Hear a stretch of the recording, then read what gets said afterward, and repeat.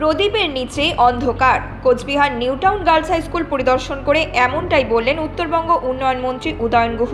শুক্রবার উন্নয়ন মন্ত্রী কোচবিহারের নবনির্বাচিত সাংসদ জগদীশ চন্দ্র বর্মা বসুনিয়া ও তৃণমূল কংগ্রেসের জেলা সভাপতি অভিজিৎ দেব ভৌমিকের নেতৃত্বে একটি team Cooch Behar new town girls high school পরিদর্শন করে। এই স্কুলের ঠিক উল্টো দিকে রয়েছে জেলা তৃণমূল কংগ্রেস পার্টি অফিস।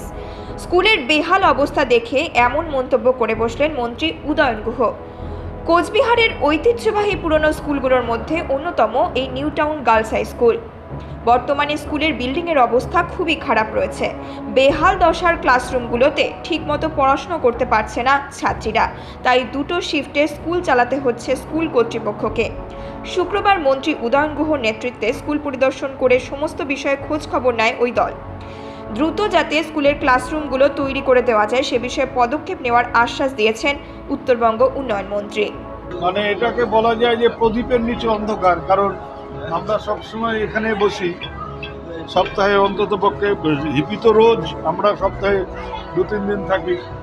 তারপরে এই নিউ টাউন গার্লস স্কুল কোচবিহারের অন্যতম পুরনো স্কুল, সেই স্কুলের এই দুর্দশা এটা দেখে খারাপ লাগছে। তো যাই হোক, যত তাড়াতাড়ি এর একটা ব্যবস্থা করা যায় তার জন্য আমরা চেষ্টা করব এবং ইতিমধ্যেই বলেছি আমার মনে হয় খুব তাড়াতাড়ি এই কাজটা করব।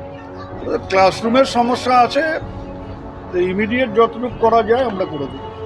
যেখান থেকে যা পাওয়া যাবে সবটাই পশ্চিমবঙ্গ সরকার, সেই পশ্চিমবঙ্গ সরকারের যে দপ্তর থেকে তাড়াতাড়ি হবে, সুবিধা হবে, সেই দপ্তর থেকেই কাজটা করা হবে।